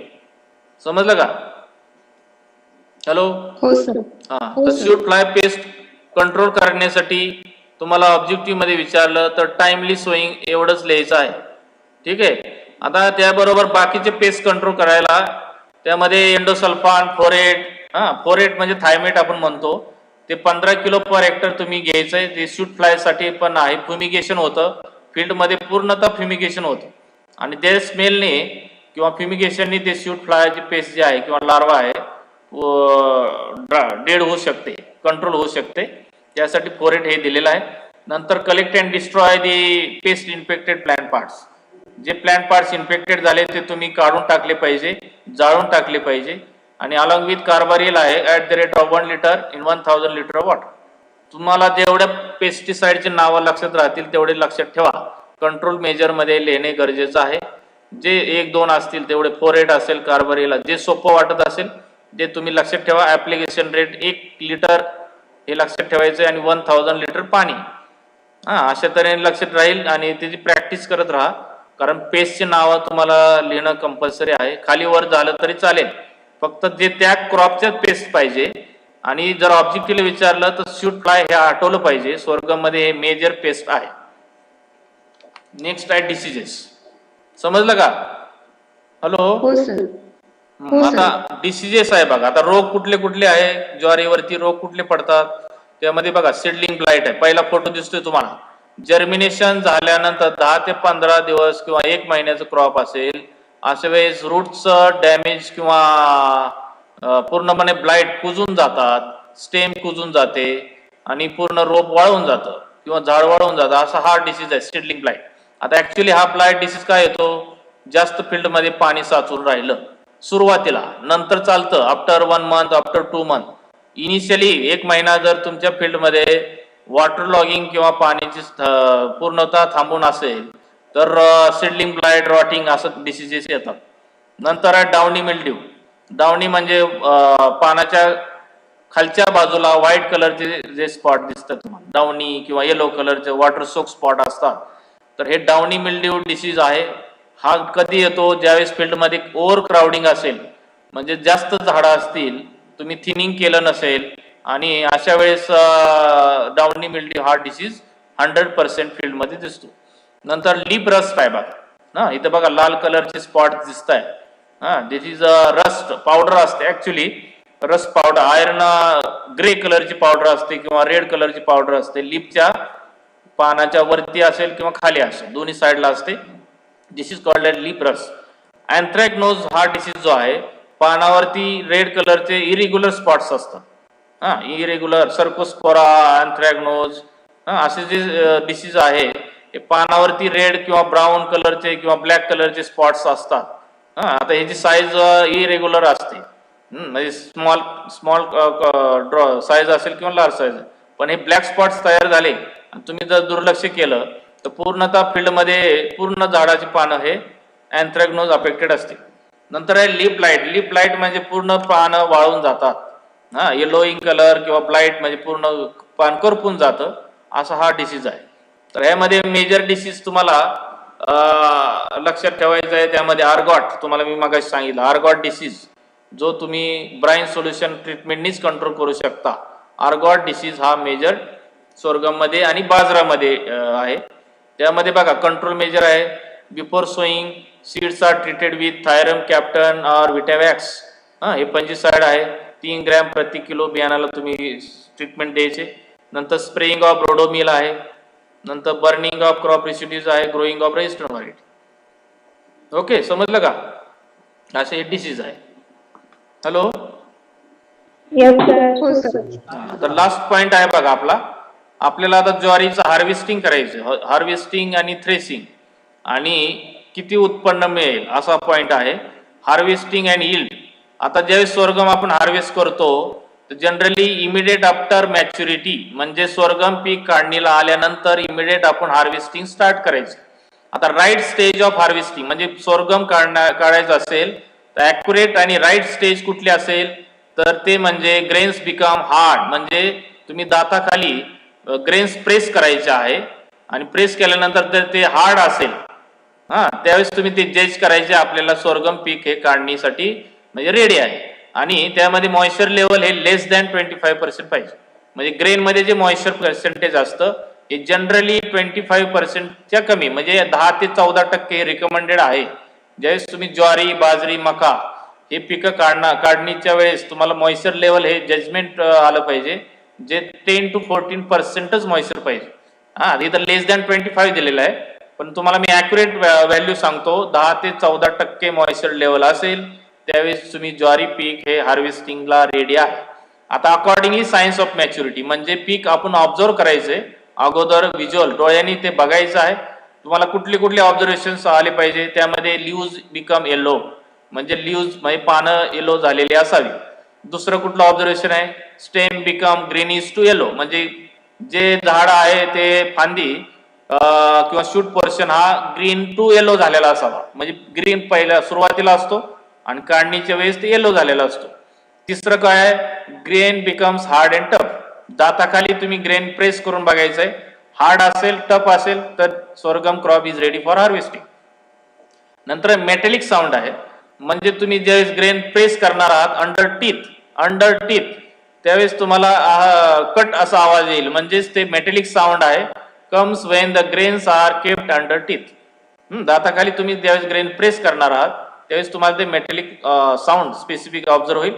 Yellowish colour appears at the base of panicle. म्हणजे कणसाच्या जे खालचा जो स्टॉक असतो, म्हणजे त्याला दांडा म्हणतो आपण, कट केल्यानंतर कणसाला जे स्टॉक पोर्शन असतो, अटॅचमेंट पार्ट, तो येलो झालेला असतो. ठीक आहे. नंतर ब्लॅक स्पॉट, सोरगमच्या बियाणा सीड जे असतं त्याच्या टॉप पोर्शनला काळ्या कलरचा डाग असतो किंवा स्पॉट्स तयार झालेला असतो. ज्यावेळेस सोरगम क्रॉप काढायच्या स्टेजला असतं त्यावेळेस तुम्ही जर ऑब्झर्व केलं, ज्वारीचं जे एक बियाणं घेतलं, एक बियाण्याच्या वरती एकदम टॉप पोर्शनला ब्लॅक कलरचा स्पॉट्स तयार झालेला असतो. This is ideal signs of maturity for harvesting of the sorghum. आता हार्वेस्टिंग कसं करायचं, आता मी तुम्हाला हे ऑब्झर्वेशन सांगितले, डोळ्यांनी आपल्याला हे ऑब्झर्व झालं पाहिजे, त्यावेळेस तुम्ही ज्वारी काढायची. आता हार्वेस्टिंग करताना आपण काय काय कुठल्या मेथडनी करतो, कुणाला माहिती आहे का ज्वारी कशी काढतात?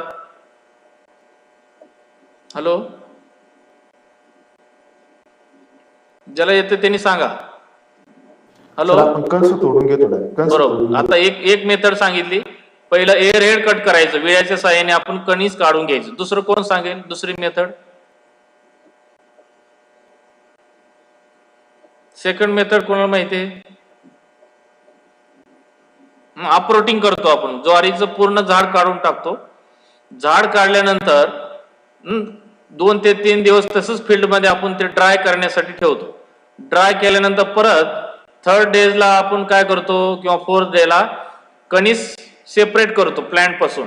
That is air head cut with the help of sharp sickle, separated from the plant. आणि रिमेनिंग प्लांट पार्ट जो आहे तो आपण as a fodder purpose use करतो. आणि परत जे एअर हेड कट केलेले आहे ते तुम्ही स्प्रेडिंग करून फ्लोअर मिलला, जिथे तुम्हाला थ्रेसिंग करायचं आहे तिथे तुम्ही ते ट्रान्सफर करायचे, तिथे तुम्ही ते वाळवायचे आहे, ड्राय करायचे under sun for again 3 to 4 days किंवा 2 ते 3 दिवस तुम्ही वाळवायचे आहे. आणि ज्यावेळेस तुम्हाला ते ड्राय झालेले आहे ते कसं चेक करायचं, कोण सांगेल? कणीस वाळलेले आहेत हे आपण कसं चेक करतो? हॅलो, सांगा, चुकलं ते चालेल, काय अडचण नाही. आपण ड्राय झाले, एअर हेड ड्राय झालेले आहेत हे आपण कसं चेक करतो?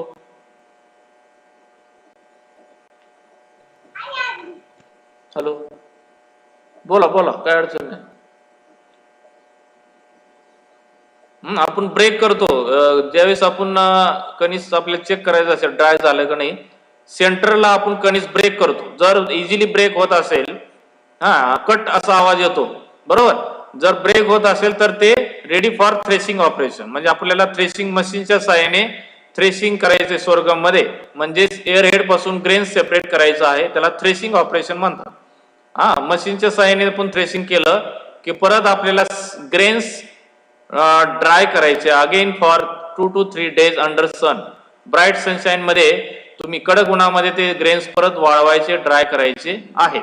आणि after drying you have to follow the cleaning और विनोइंग ऑपरेशन, म्हणजे त्यामध्ये जे लीव्ज असतील किंवा प्लांटचे पार्ट असतील ते तुम्हाला रिमूव्ह करायचे आहे. स्टोन असतील किंवा सॉइल पार्टिकल असतील ते रिमूव्ह करायचे, जेणेकरून आपण ते आपल्याला जर ते विकायचं असेल मार्केटमध्ये तर क्लीन पाहिजे, किंवा डेली डाएट मध्ये जर यूज करायचं आहे तरी पण क्लीन पाहिजे.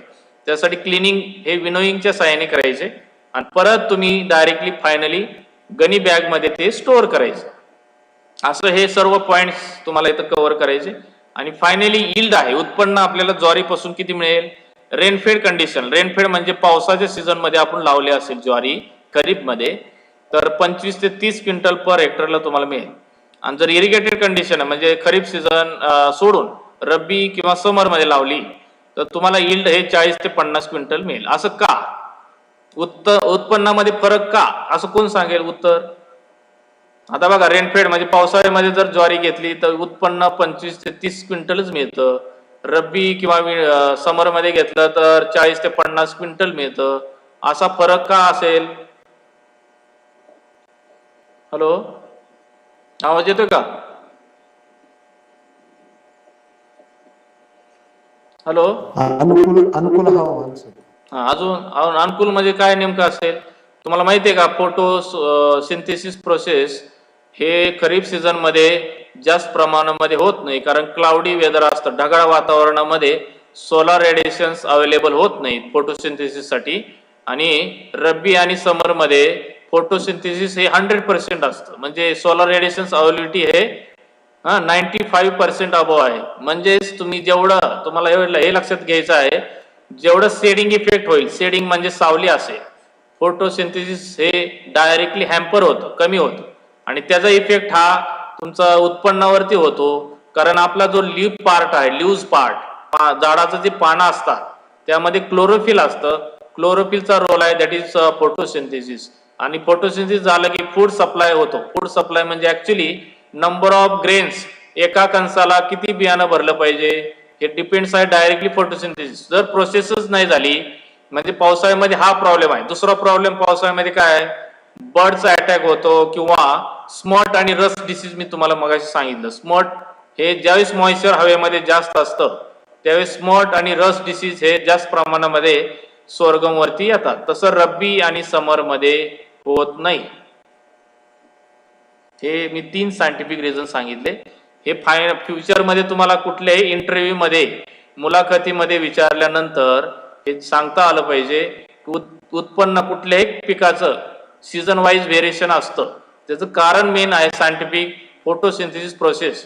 हे जे व्यवस्थित रब्बी आणि समर मध्ये जशी होते तसं खरीप मध्ये होत नाही. ओके, सगळं समजलं का? हो सर. तर आपलं हे लेक्चर झालेलं आहे खरीप सोरगम. आणि हे जे क्वीज आणि पीपीटी ऑलरेडी मी क्लासरूमला शेअर केलेले आहे, सर्वांनी सोडवायचे आहे. तुमची एक्झाम ह्या महिन्याच्या शेवटी लागेल, मिड एक्झाम. जेवढे आपले क्रॉप्स, आता राईस आपले अपलँड लोलँड राईस झालेले आहे, आता सोरगम झाला. आता आपण नेक्स्ट लेक्चरला म्हणजे मंडेला आपण ऑइल सीड किंवा पल्स क्रॉप घेणार आहे, ज्यामधलं एक क्रॉप आपण घेऊ. आणि तसंच एक एक एक आपण पुढे घेत राहणार आहे. जे ऑलरेडी कंप्लीट झाले ते सोडून बाकीचे राहिलेले क्रॉप्स आपण घेतोय. त्यानुसार तुम्ही सगळ्यांनी स्टडी करत राहा. सिलेबस तुम्हाला मी नंतर देणार आहे, मिड एक्झामला कुठले कुठले क्रॉप्स असतील त्यानुसार त्याची क्विज सोडवणे, त्याची पीपीटी वाचणे आणि नोट्स तुम्हाला ते पण शेअर करेन. नोट्स आहे आणि क्विज ह्याच्यावरती तुम्ही भर द्यायचे. म्हणजे पीपीटी, सध्या पीपीटी जे आहे तेच नोट्स मध्ये आहे, त्यामुळे तुम्ही सर्व क्लिअर कट नोट्स असेल, पीपीटी असेल आणि क्विज हे टाइम टू टाइम वाचायचंय. काय अडचण असेल तर ते विचारायचं आहे, आणि ते अडचण जर दूर झाली तरच तुम्ही एक्झाम मध्ये व्यवस्थित मार्क पाडू शकता. ओके ओके, करू का स्टॉप? Yes sir.